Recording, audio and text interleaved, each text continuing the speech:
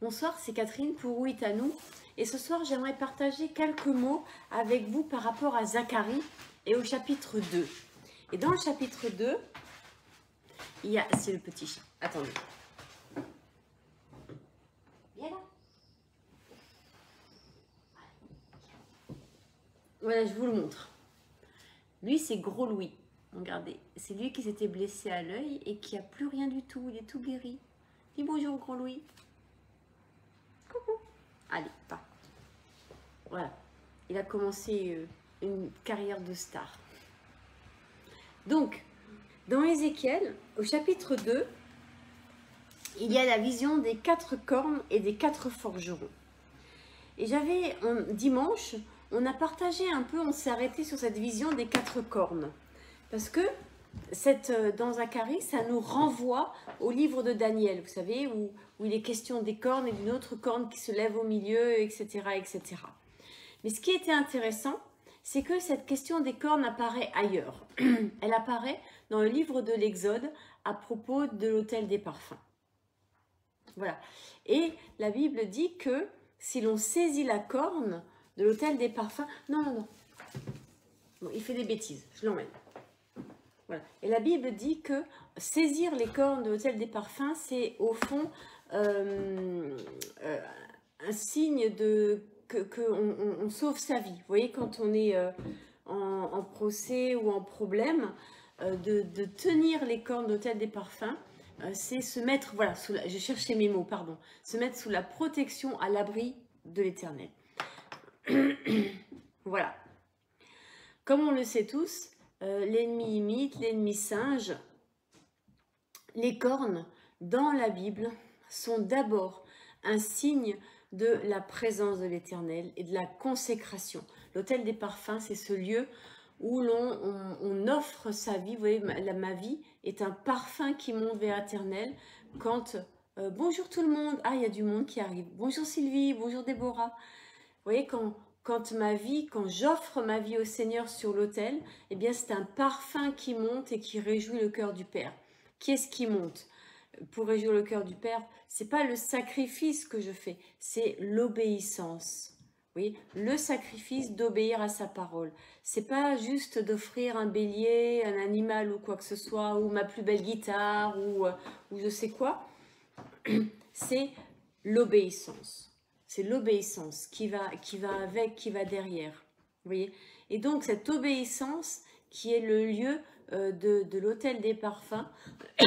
Et vous noterez que l'autel des parfums, c'est le parfum, c'est le sacrifice, un sacrifice végétal. C'est pas animal, vous voyez? C'est pas un sacrifice d'animal. Donc, je vais redire tout ça, juste pour se rappeler que la question des cornes, eh bien, premièrement, dans la Bible, c'est le signe de la consécration et d'être oint, d'appartenir au Seigneur. La question des forgerons est intéressante aussi parce que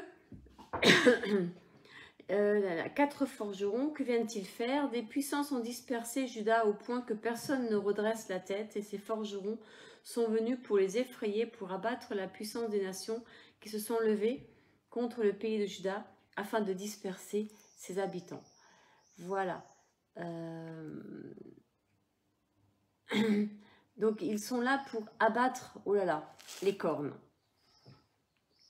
Alors, vous voyez, le texte en hébreu va être très clair. Ces forgerons sont venus pour les effrayer, pour abattre les cornes des nations.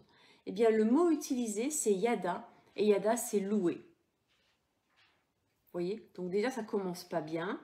Il y a le mot louange, et l'autre mot pour les effrayer, charade, c'est provoquer une émotion, trembler, épouvanter. Vous voyez, ces forgerons sont venus, c'est simplement beau, pour les effrayer, pour abattre les cornes des nations et des nations qui ont levé la corne contre le pays de Juda.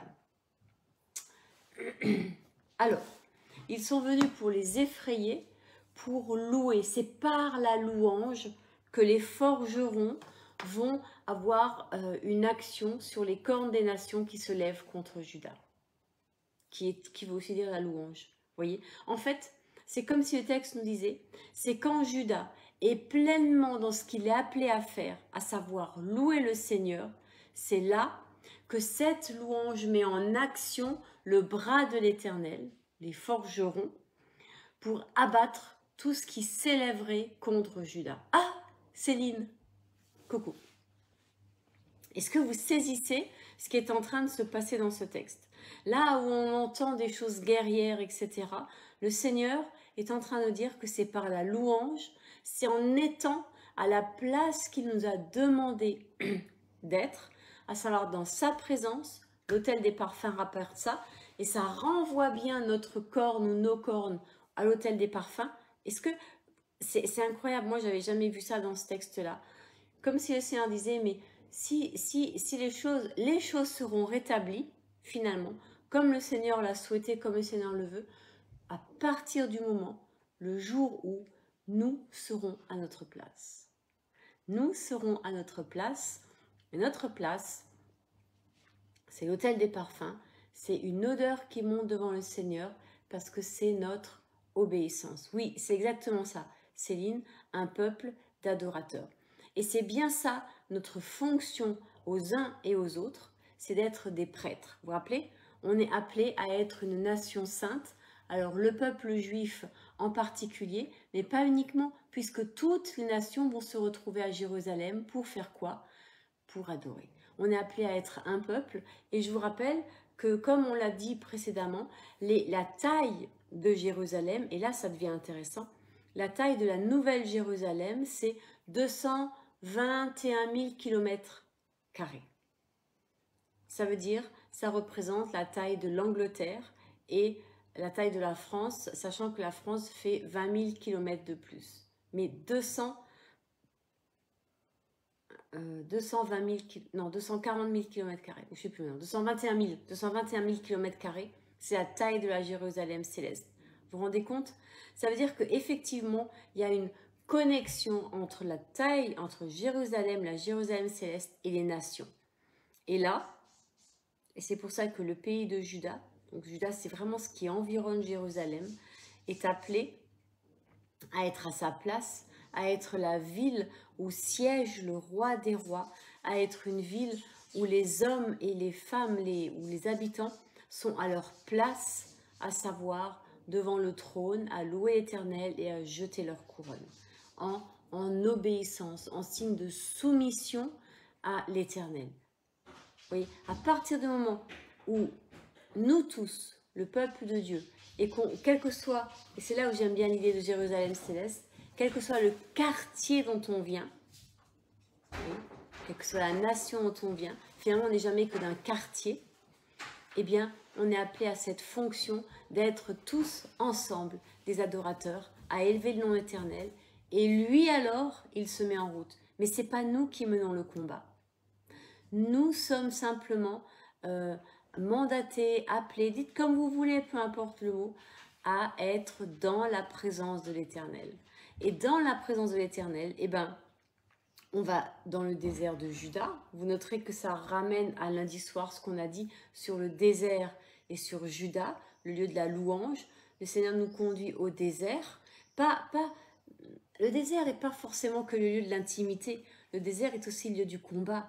Jésus, Yeshua, après son baptême, il a été conduit au désert et pour y être tenté par le diable. Ce n'est pas le lieu un peu romantique. Hein. On n'est pas dans le Sahara. On est dans le désert de Juda et c'est un désert de pierres, de rocailles, de caillasses. Vous voyez l'idée? Et en fait, c'est là où il est important à mon sens de se rappeler que contrairement à ce qu'on croit, la Bible ne commence pas par Genèse. Rappelez-vous, ça commence par l'Exode, par un peuple qui est esclave et que Dieu vient libérer pour en faire un peuple libre, pour en faire les prémices de ce qu'il a à cœur pour les nations, à savoir que ses enfants viennent autour de lui.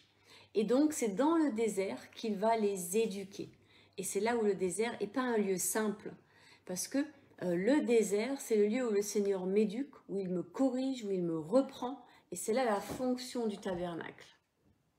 C'est le lieu de l'intimité, mais c'est aussi le lieu où le Seigneur me corrige. Et c'est pour ça que le désert de Juda, le lieu de la louange, et tout ça, eh bien, c'est dans la louange qu'on est appelé à le vivre, dans la présence du Seigneur. Pourquoi? Parce que dans la louange, il va y avoir l'adoration, la repentance, la consécration, etc., etc. Vous voyez l'idée? L'idée que c'est la louange, c'est finalement être dans la présence du Seigneur, où par le Saint-Esprit, notre cœur de pierre, désert, pierre, notre cœur de pierre est travaillé et ramolli par le Saint-Esprit, mais aussi par nos larmes de repentance devant l'horreur de mon péché, pour être façonné à la gloire du Père et pour devenir ce fameux autel des parfums où j'apprends l'obéissance. Vous voyez, comme toutes ces idées, elles vont jouer ensemble. Et du coup, l'image des forgerons est intéressante.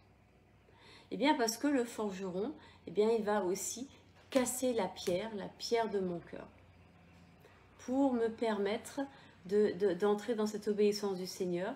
Et comme c'est dit là, pour abattre les cornes, et le mot utilisé en hébreu, c'est pour louer les cornes. C'est dans la louange que se fait ce travail.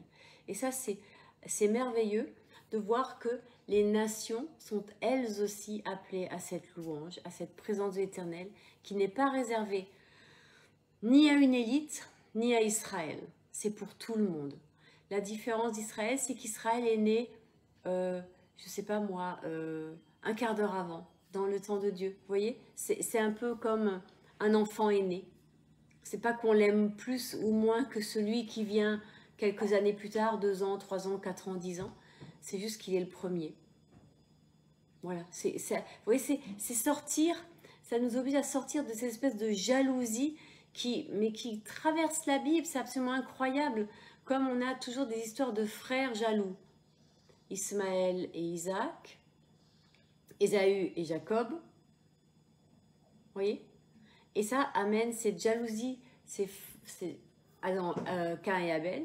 Cette jalousie peut mener au meurtre, ou alors, pour Caïn et Abel, ou alors elle se transmet quelque part de génération en génération jusqu'au point, jusqu'au moment où ce sont des nations qui vont entrer en guerre contre d'autres nations, alors qu'au départ, on a simplement, on a 2 frères jaloux, l'un qui veut la place de l'autre.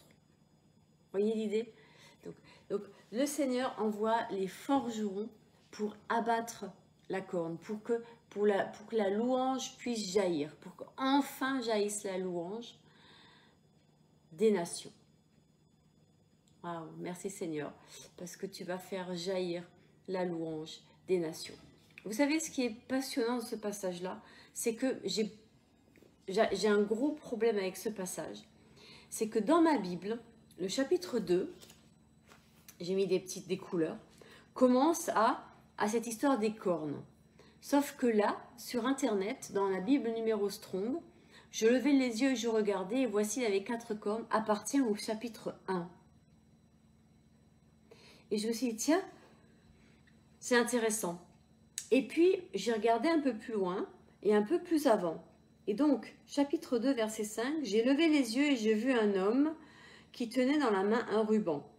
Le chapitre 2, dans ma Bible, commence déjà par « J'ai levé les yeux, j'ai vu 4 cornes », mais encore avant, il est écrit « Ma maison, il sera construite... voilà. Je reviendrai à Jérusalem avec compassion, ma maison, il sera reconstruite, déclare l'Éternel, le Maître de l'univers, et l'on étendra le ruban à mesurer sur Jérusalem. » Vous voyez, c'est intéressant parce que finalement, ça met en valeur l'histoire des cornes qui sont comme entourées par l'idée que Jérusalem va être mesurée.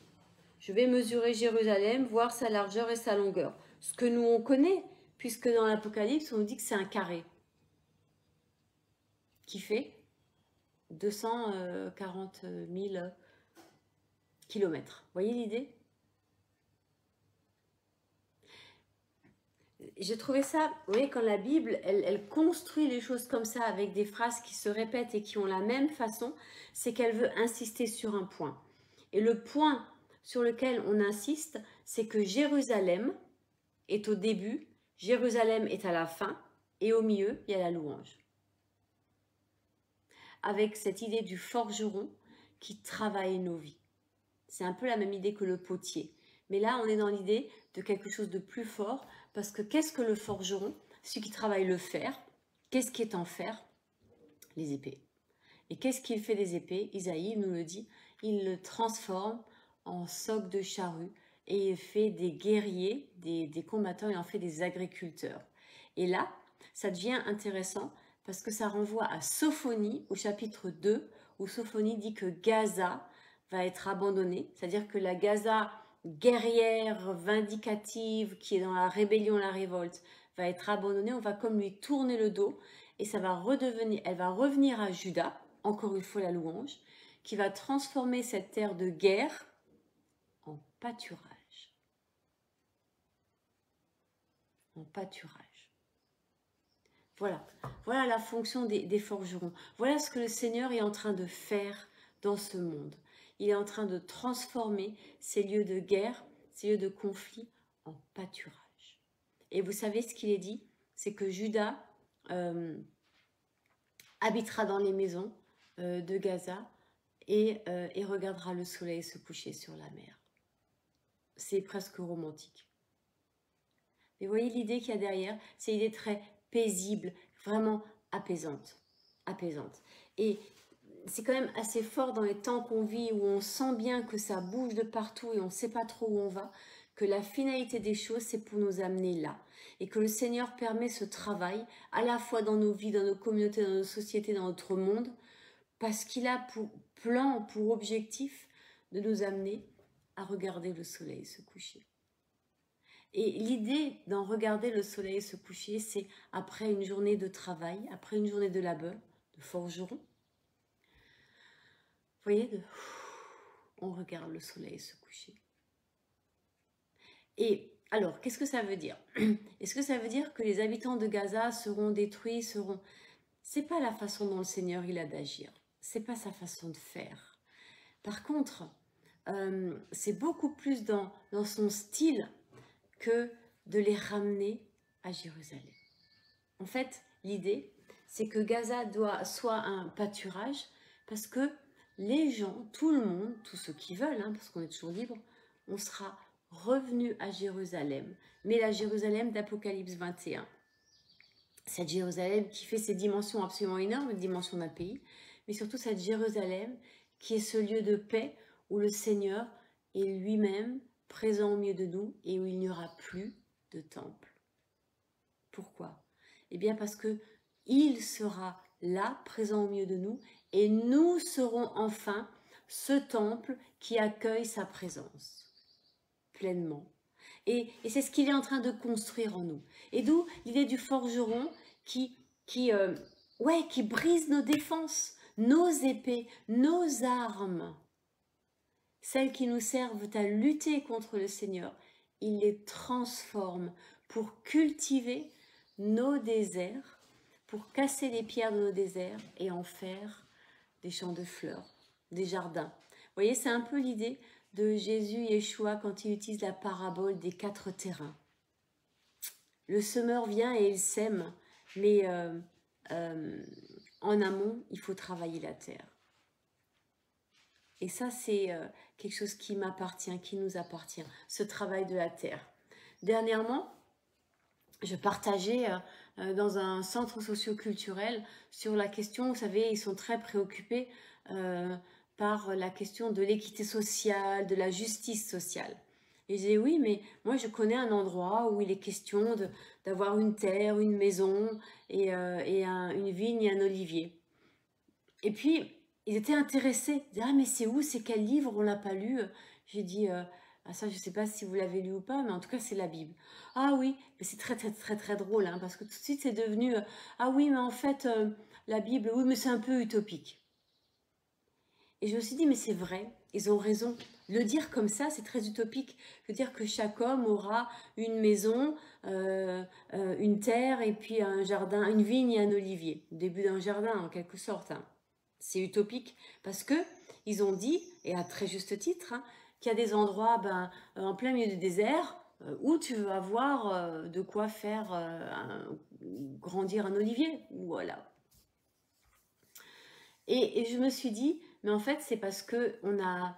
Alors, j'ai pas, à ce moment-là, j'ai pas eu la présence d'esprit de le dire, parce que maintenant, je saurais le dire, mais parce que le jardin n'a pas été travaillé. Et c'est Ben Gurion qui disait que l'avenir d'Israël, c'est dans le désert du Negev et dans la Hava.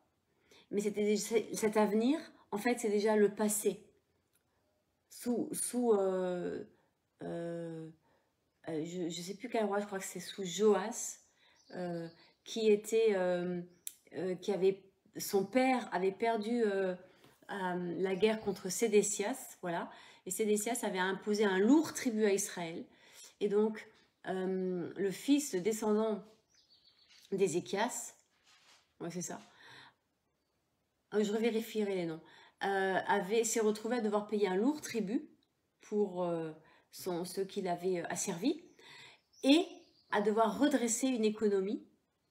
Et le seul endroit où ils pouvaient le faire, c'était le désert. Et c'est là qu'ils ont commencé à inventer finalement l'agriculture en lieu semi-désertique. Et cette agriculture, on est en train de la redécouvrir et de la remettre au goût du jour en Israël.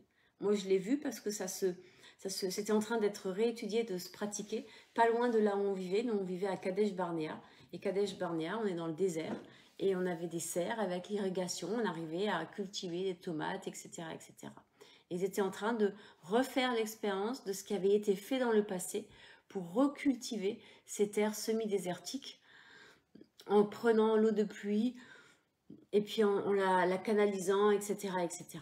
Donc c'est possible, ça a déjà été fait, c'est possible. Et là, je me suis dit, mais Seigneur, ça me ramène aussi à ma propre vie. Bien sûr que je suis appelée à la louange, bien sûr que nous sommes un peuple d'adorateurs, que nous sommes tous appelés à la louange. Mais si notre terre n'est pas travaillée avant, notre louange, quels sont les fruits qu'elle portera? Vous voyez? Quels sont les fruits concrets dans ma vie et pour les autres qu'elle aura? Bien sûr, on louera le Seigneur et puis franchit les portes de l'église, du temple ou de ma chambre. Quoi? Le vieil homme reprendra le dessus, ma vieille nature, mes craintes, mes peurs, ma colère, vous voyez, tout ça va reprendre le dessus et que ma louange va être finalement limitée à l'intimité de ma chambre ou le dimanche matin de 10 à 11 quand je suis au culte ou 10 à 12 quand je suis au culte. Vous voyez l'idée? Et l'idée, c'est de dire là, au travers de ce travail des forgerons sur mes duretés, au travail du Seigneur qui vient travailler ma terre dans ce désert de Juda, par la louange, eh ben, il en fait un jardin, il en fait une terre qui peut accueillir sa semence, sa parole. Parce que la terre de ma vie est faite pour accueillir sa parole et pour porter du fruit. Alors que nous puissions entendre le Seigneur quand il toque à la porte et qu'il nous dit « Est-ce que je peux venir travailler ta terre ?» Et souvent, il commence par la ramollir en quelque sorte de ses larmes et de mes larmes devant l'horreur de mon péché. Et c'est la première étape, ou peut-être pas, mais en tout cas c'est une étape par laquelle on a besoin d'être passé, de pleurer et de ressentir cette horreur de mon péché, juste pour changer. Seigneur, je voudrais juste terminer en priant. Seigneur, au travers de ces 4 forgerons, viens nous rappeler simplement que c'est toi le forgeron. Au travers de ces 4 cornes qui symbolisent l'autel des parfums, viens nous rappeler que notre place, elle est là, dans ta présence. Et que Eh bien, si nous voulons entrer dans le lieu très saint et parler avec toi de bouche à bouche, nous avons besoin de passer par ce travail du forgeron qui vient changer nos armes en outils agricoles. Nous avons besoin de ton esprit qui vient changer nos cœurs de pierre en cœurs de chair. Alors Seigneur, même si c'est un peu fou, mais osons te demander, Seigneur, conduis-moi dans ce désert qui est déjà là en moi, mais que je n'ai pas vu jusqu'à présent, pour pouvoir te laisser y travailler. Amen. Que le Seigneur vous bénisse.